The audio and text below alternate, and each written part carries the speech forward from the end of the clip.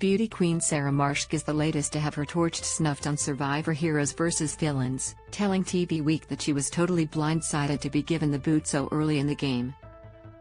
The blonde bombshell describes watching her Survivor experience play out months later on national television as bizarre, explaining that given the delay between filming and the show premiering, she had actually forgotten just how everything had played out. "When I was watching my elimination episode, I was in utter shock. I even shed a few tears," Sarah admitted. "I didn't realize how close some of the villain players were. They had best friends, like Shoni and Liz and Jordy and Simon, that they had all these alliances.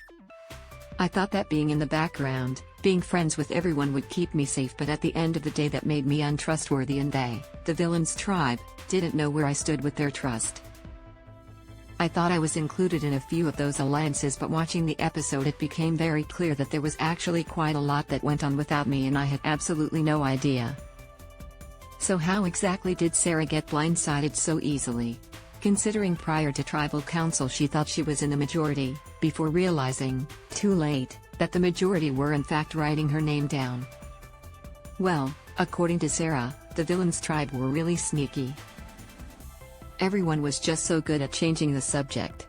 The beach is extremely small, so when they, other contestants, would see you having private conversations, they'd walk over and yet have to change the subject and start talking about the surf, or what they were going to eat, or what the challenge was like that day.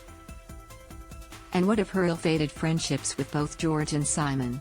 Both fueled by vengeance and a strong desire to snuff the other's torch first. They, George and Simon, didn't like that I built a relationship with them both, that I was a bit of a swinger. It was a big shock to me, being voted out. I thought that by becoming close with two of the big dogs they'd be safe, but at the end of the day that backfired. They just didn't know if they could trust me." And one of the hardest challenges she faced in the game? Not having my 8-step skincare routine, or having my shower twice a day and washing my hair, Sarah jokes. To her credit though, Sarah did make do with what she had available to her. "We did this mud challenge where afterwards I was scrubbing my skin to exfoliate, and every morning and night, it washed my face with the salt water. I even exfoliated my armpits with sand and actually managed to cut the palms of a tree leaf to brush my teeth with that, so surprisingly I kept my teeth really white throughout the filming." When pushed on who her money is on to take the title of sole survivor, Sarah said that she still thought it was anyone's game.